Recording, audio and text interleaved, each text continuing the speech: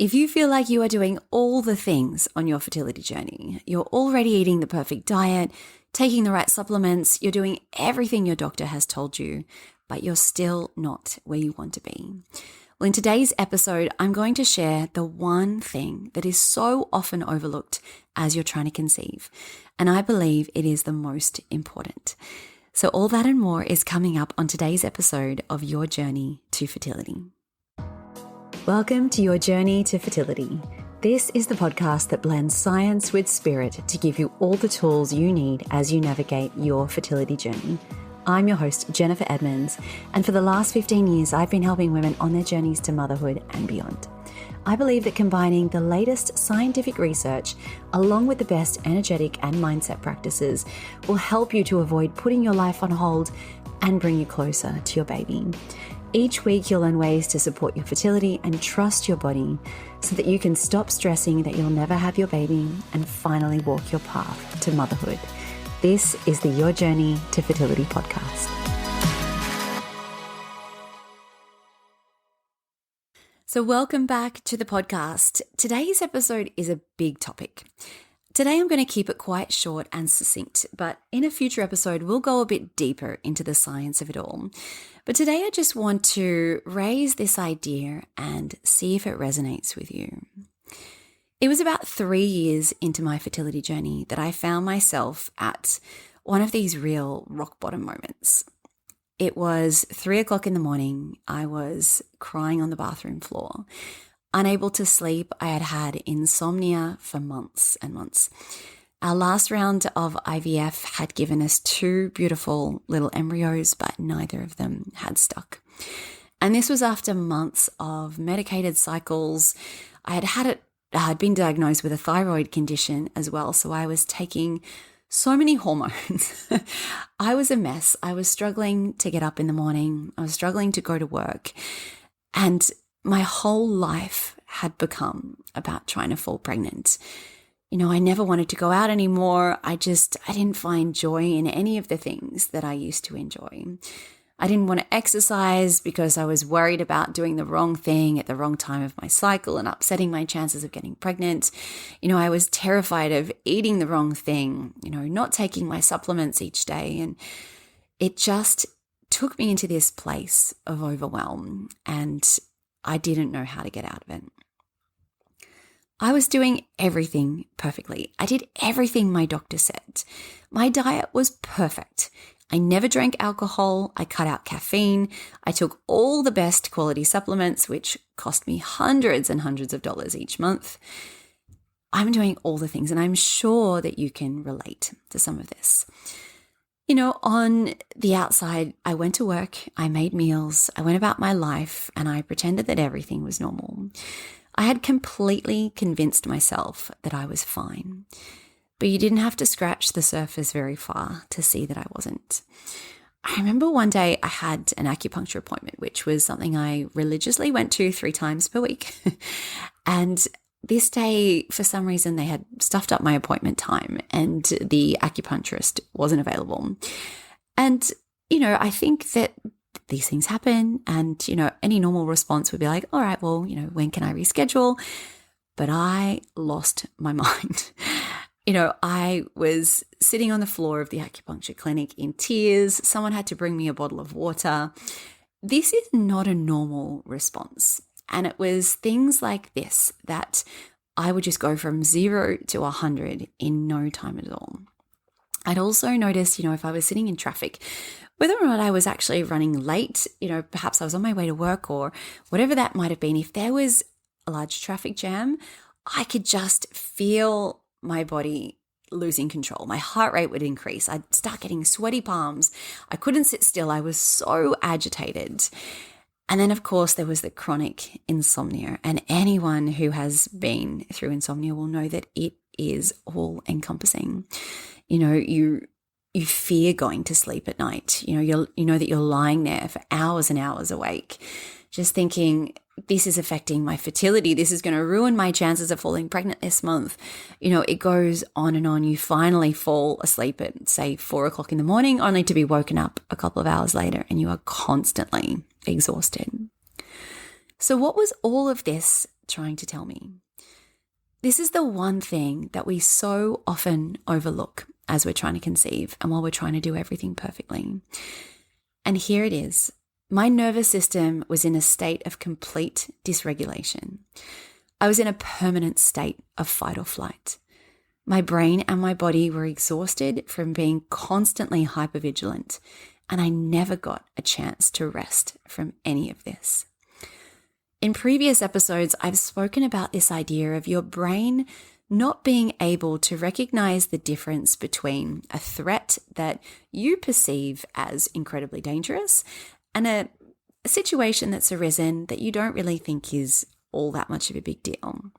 So, for example, my brain couldn't tell the difference between my acupuncture appointment isn't going to happen today, and I think that this is going to affect my fertility, and I'm not going to get pregnant this month, and that's going to mean I have to go again, and I have to carry on about my life.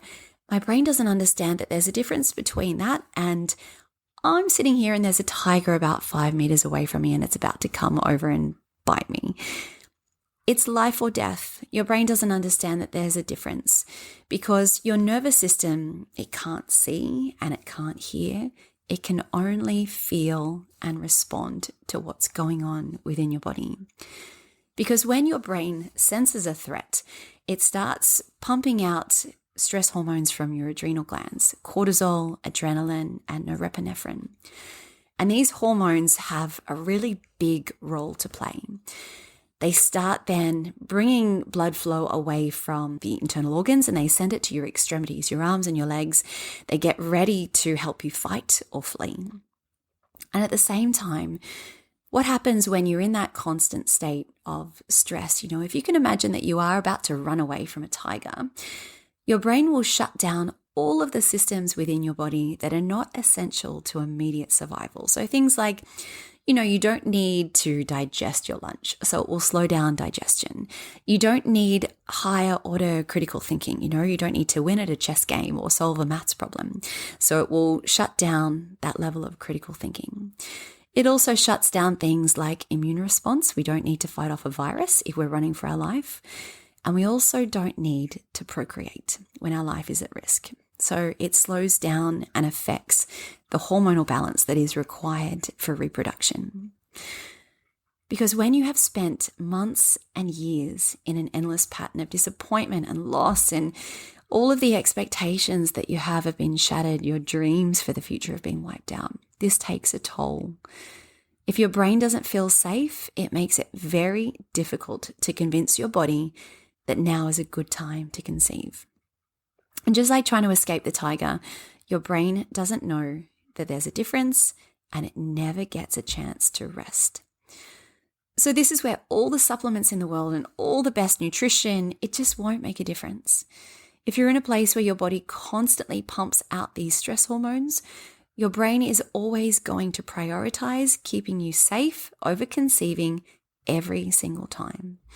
It's going to keep you constantly hypervigilant, on the lookout for the next threat, waiting for the other shoe to drop.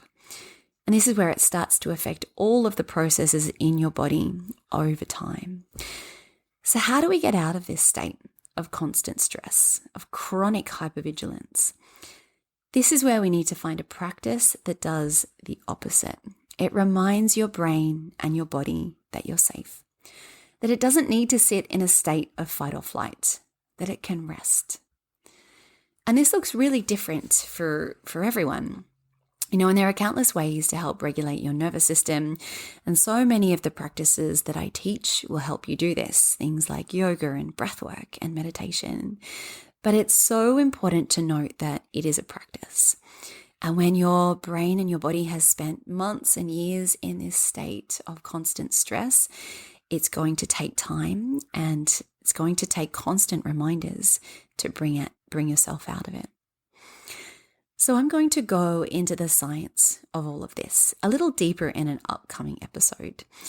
But for now, I just hope that this has been able to resonate with you a little bit. Make you realize that perhaps what you're going through is actually a huge deal and it's not something to be underestimated. I hope this has given you a few things to think about a little bit differently. Now, if you'd like to take the next step on your fertility journey and start putting into practice a few of the things that I've just spoken about, I'm excited to tell you that the waitlist for my signature program, the In Your Element Fertility Yoga program, is about to open up. So this is something that I open up just once per year. The doors will be open for around a week. I like to keep the numbers small so I can keep it really personalized, so I can give as much attention to each student as possible. It is a way to start using fertility yoga to really support your own journey of trying to conceive. To learn more about what's involved and what you get as a part of the program, click on the link below, add your name to the waitlist, and I will send you all of the details via email. It has been so great to have you back on the podcast today. If you found this episode helpful, please be sure to leave a review wherever you listen to your podcasts, and that'll help get this information out there to as many people as possible.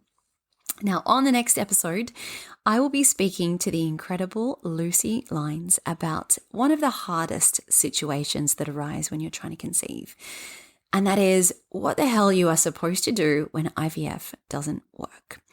So until then, I'm sending you all my love as you continue your own journey to fertility. The most common thing I hear from students who are on their fertility journey is that the stress of trying to conceive has taken over their life.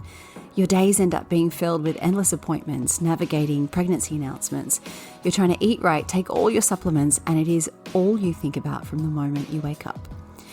I designed the Element Fertility Yoga course to support your body, your mind, and your mental health in 3 important ways: to synchronize your hormones, increase circulation and blood flow, and to help regulate your nervous system.